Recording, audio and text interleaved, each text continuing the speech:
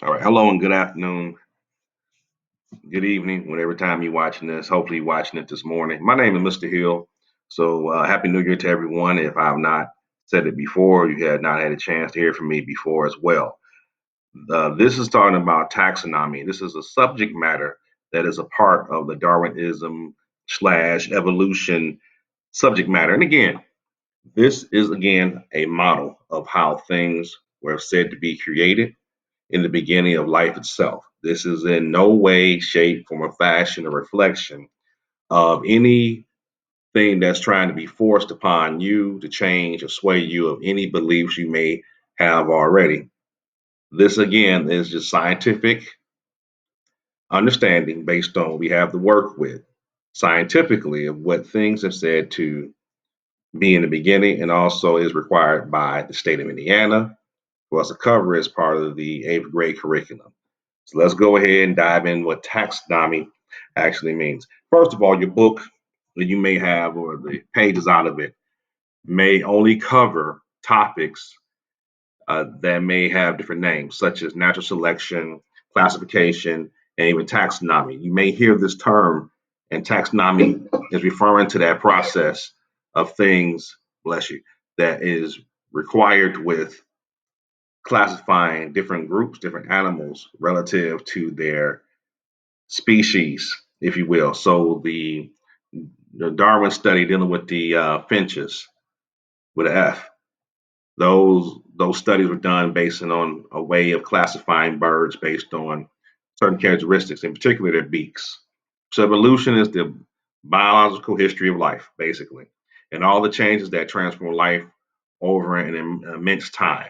Because you had the Bronze Age, you had Stone Age, and we are living right now what's called the Information Age. You also have what was called the Industrial Age, and those were all a part of revolution. I'm sorry, well, revolution in itself, but also evolution because of the fact that things did biologically even evolve in over time, especially with our food system, especially during the industrial revolution. There was an evolution with the industrial revolution of meat process and everything like that.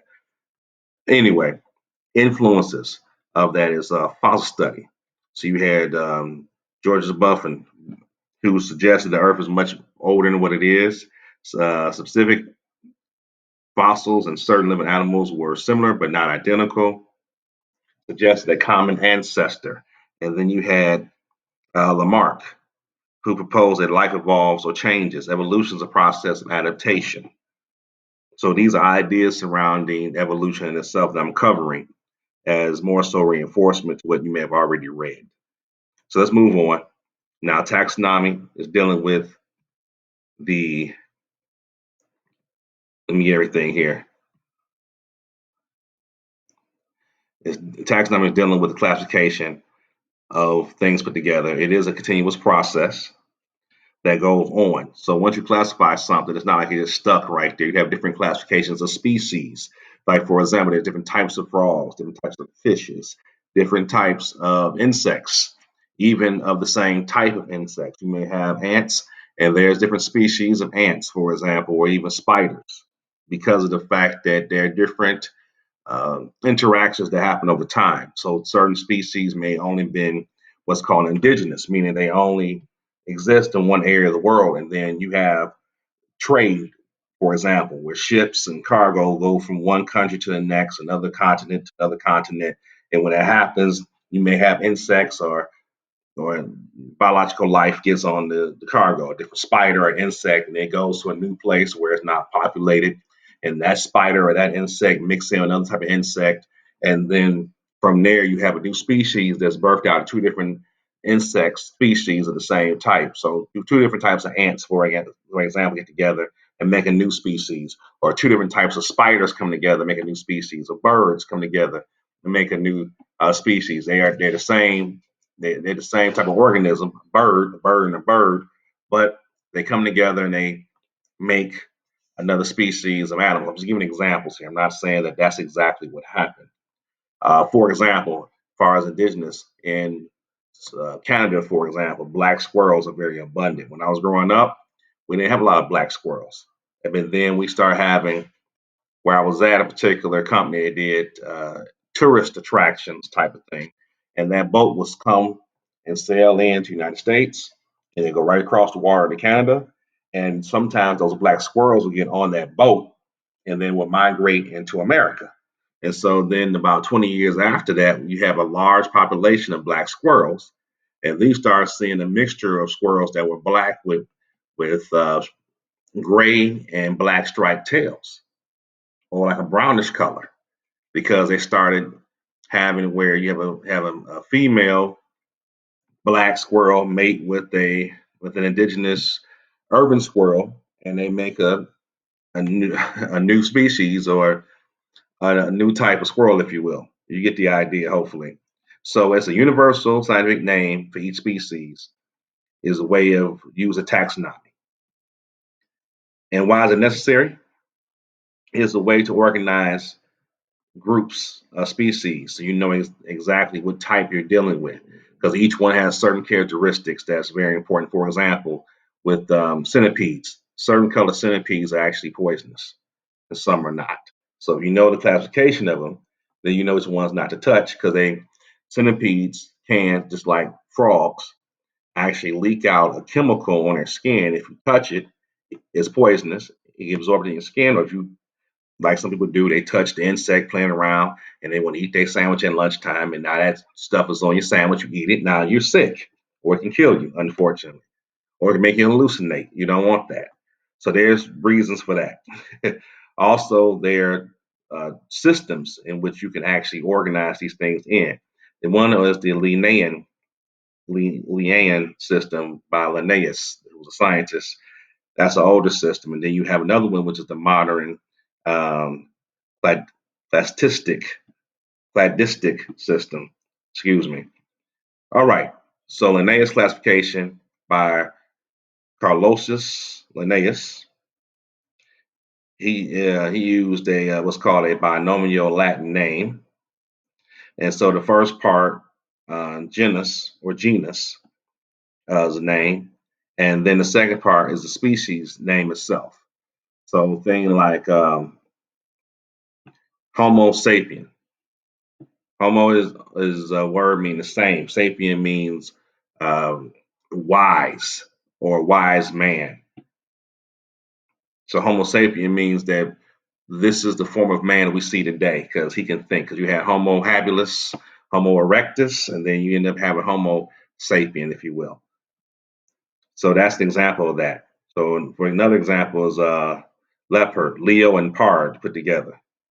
The ordering of a species into broader and broader groups was a way of doing it. A species, genus, family, order, classification, phylum, and kingdom. That's the way it will go in that order right there. Almost like a large word that you'll see on Jeopardy, but it's not. That's the order in which it would go. Again, this is just a review of some of the ideas that you may have read. Also, this is an example of a chart. So you start with you start at well, not necessarily the beginning, but you start, for example, on the left side, and you have what's called, you have start with characteristics of a lion, which belongs to the same genus, but then fewer characteristics with different other animals. So as you start to go with species, genus, and order, you start to see as you go towards a kingdom, you get different other animals that are part of the animal kingdom, for example. But if you start with a lion or a lioness, for example, and you keep going further and further over to the right, you'll go through that order of species, genus, family, order, class, phylum, and then kingdom. And you see things get bigger and bigger and bigger. Also, there was a relationship of species, of evolutionary relationships, and it's been called a phylogenetic tree.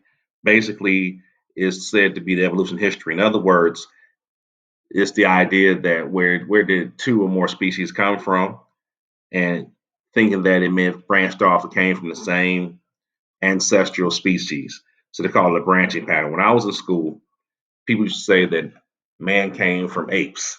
Then it got to a point where it was saying, well, not necessarily, but a man came from the same source that ape came from. So they showed this. evolutionary history tree.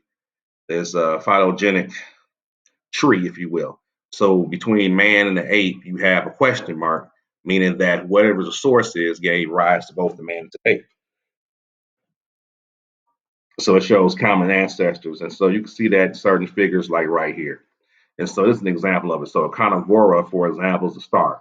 And as you go up and through different families, I'm going backwards on it. So I'm going from the order, family, genus, and species, where normally we'll go species, genus, and family. But if you want to look at the phylogenetic tree, it's always good to read from the bottom going up to the top. So from the order, carnivora, and you go to the family, and you have three different families there. Then you have the genus. And then you see within the genus, there's two different branches for the Mustelidae and also the Canidae uh, family, if you will, as far as their genuses, excuse me. And then you have the species genus. And you can see you have things like a leopard, skunk, European, otter. So you're wondering what otter look like. Otter kind of similar for those who may not know what it is. It's kind of similar to, I can't think of the name right now. I see it right in my head. That Anyway, otter is a mammal of some type. Is in many cases it's not much bigger than a raccoon, if you will. And that's not what I was thinking about. But anyway, I'm thinking about the one that actually swims in the water and has a tail that can actually pad and put the things together like logs of wood and everything else. So anyway, you also have domestic dog. And you also have a wolf. So these are different species that come out of these different genus, families, and orders, if you will. Then you have the classification based on the homogeneous structures. So you have look like some dolphins here, a bat or wombat. So here's an example or two examples. So they evolved from a single structure and a common ancestor. So the idea is this: when you read the book talking about two animals came from a common ancestor, they're trying to say that this one particular ancestor gave rise to both animals that they're describing. Again, these are ideas that were talked about with Darwinian way of looking at things or evolution. And since Charles Darwin is said to be the father of modern evolution, you're going to hear a lot of references to Darwinism, Darwinian thinking, because again, this is who is referenced as such. Also, it says that the more homogeneous structures, the more closely related species are, if you will. So the homologous structure of parts match up. That's why there's jokes about cavemen being similar to apes or to monkeys because they allegedly show to have same ancestral uh, connection through a thing called carbon dating is what is being used in an area called paleontology. Paleontology is the study of fossils and also primitive life on planet Earth. Quite frankly, I wasn't there when all this happened, so I'm just telling you what's been documented. All right, moving forward. The convergent evolution, if you will. This is getting into things dealing with the unrelated species formed from similar environments, have similar adaptations, meaning that different animals have similar adoptions to their habits, structures of their body, even their appearances. Another example, it was said 20, even well, more like 50 years ago, that giraffes' necks are so long because their necks started to get longer and longer with time to reach up into high trees and get fruit out of it. So giraffes all started to stretch their neck trying to get a little bit higher along a tree or plant life along a rock, hill, or a cliff to get to food to survive. And then you have analogous structures. These are like wings on the birds and insects. So these are structures that are similar to two different species. So you have a bumblebee that have wings, also have birds that have wings. Similar adaptations is that they're entirely different structures. Also, you have evolved independently, if you will. These are examples. Then also there's no shared common ancestor. These are convergent evolution. So again, you have things where two different species share some similar things like wings for both insects and birds, but yet have different structure, different way of functioning, if you will. Molecular data to classify, you compare DNA and protein sequence. Also, the genome. Genomes get into things like genetic research, into what's called even genetic biology. So, if you look at the genome of a species, it can tell you all the things that are commonly related to things that may have suspected to be from that, or you can see patterns in DNA and document that and compare anything everyone else to, and assume that since you all have similar patterns in your DNA structure, you must be from the same family or the same ancestor. Computer technology, scanning of this data. You don't want to sit up and count all the structures of a DNA sequence. It can be very long-winded. And matter of fact, the research that allowed the technology to count genomes, DNA, protein sequences was perfected in the early to mid 90s, and it was not really commercialized until like the last 10 years. And you see a lot of commercials about things like 23andMe, which are ways in which they can get a sample of biological material from a person. You mail it in, and this company will analyze your genetic data to tell you where your ancestry is from. How do they do that? They compare the mapping of the sequence of DNA proteins to what's been documented about a certain culture from a certain environment of the world. So you might find out that you are a person made up of different ancestry from 3 or 4 parts of the world if you were do something like that, for example. Now you can always look that up on Google. It'll be some company like 23andMe or some other company that will offer the same service, and they usually take a swab of your mouth because it has your DNA in it, and or like or a piece of hair. Anyway, usually swab your mouth, put it in a container, you mail it in, and they just swab and analyze it. And they use a genetic research and a genome that's documented around the world to do that. So here's an example of a branch pattern. So if you do the DNA sequence of the genome, you can look at and see that both a leopard and a house cat has similar ancestry. Just like with a wolf, leopard, and house cat in the next picture had the same thing. They have diverged from the same ancestor.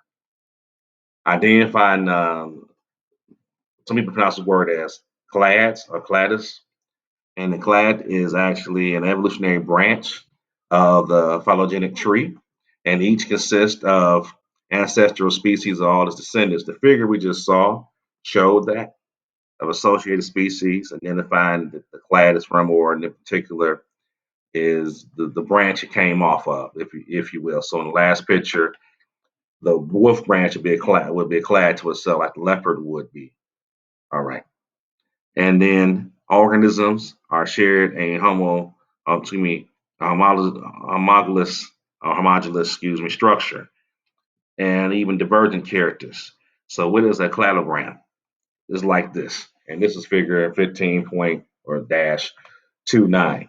This is a tree, and basically it looks like some type of maze or a golf course, maybe. But what this show is this: you have a starting point, and all these other branches are different clades. These are branches in which a different a different variation off the same ancestral track has formed, if you will. So each area highlights one clade. So when you start at B, when B started to break off into into F and C, if you will, that's a clade in itself. And then also when it started to break off at I, that formed a clade itself. Yes. So these different areas are of different species inside those clades as well. So it's a little bit confusing, but again, the reading and watching the video should have made this stuff even more clearer. And this is just a means to give some form of review on reinforcement. Also, here's another example of the cladogram and different characteristics being used. So you have different branches. You have a turtle, horse, wolf, leopard, and house cat, and these all allegedly are started off from the same, or if not the one and only genome or ancestor in some kind of way. Because this is all getting along things we call vertebrates. Vertebrates is some kind of backbone. For those who wonder what a vertebrae is a backbone. Fish have a vertebrae. You ever seen fish bones? You see like the long bone that goes down the top of a fish along the top of it where the main fin going to the head is. Also in your back, in the middle of your back, you have your spine. That is a vertebrae. So animals with backbones is what it's talking about. And it shows that each here has a common ancestor that had a backbone. So all the vertebrae are allegedly from the same ancestral tract. So there are ideas of five kingdoms versus three domains. So the five kingdoms, in many cases, have been uh, has been uh, Monerian, bacteria, protists, plants, fungi, animals, and bacteria and fungus are two different things. For example, bacteria is something you may not see with the naked eye. You have to use special technology. But fungus you can see very clearly. So anything that's called a mold is fungus. So you get mold on cheese, it's a fungus. Uh, Mushrooms, a fungus. Yes, a lot of things we eat is made from the help of bacteria and fungus, like cheese. Those who like to go to Taco Bell and Sturgis, and they like to get those cheesy burritos and tacos. Cheese is made from a fungus. Yes, it is. And even like blue cheese made from fungus and bacteria. So these kingdoms, like bacteria and fungus, are very much a benefit to the American culture as far as our diet. Now, there's three domains: bacteria, archaea, and eukaryote. And those we'll go to into another time, but those are three domains, and those are the five kingdoms of bacteria. I do apologize, the bacteria actually seem to be small up here, but it is part of the five kingdoms. The Monerians, bacteria, and protists, plants, fungi, animals. Protists are plants that actually, or you may have heard the term protozoates. There's different types of bacteria and plants that float on the water in the ocean. They use the light from the sun to actually grow, and some use the moonlight, believe it or not. But the ones who use the sunlight known to be making use of what's called photosynthesis or photothesis, if you will. All right, here's some updates. You have a vocabulary quiz that'll be online tomorrow. Also, please finish the what Darwin never knew, and also make sure, not make Sue, make sure to do all the discussion assignments. And there'll be a virtual lab I'll put online Friday that you all will have a chance to play around with a clad or slash uh, evolutionary tree, if you will. So, with that being said, thank you for watching and have a great day.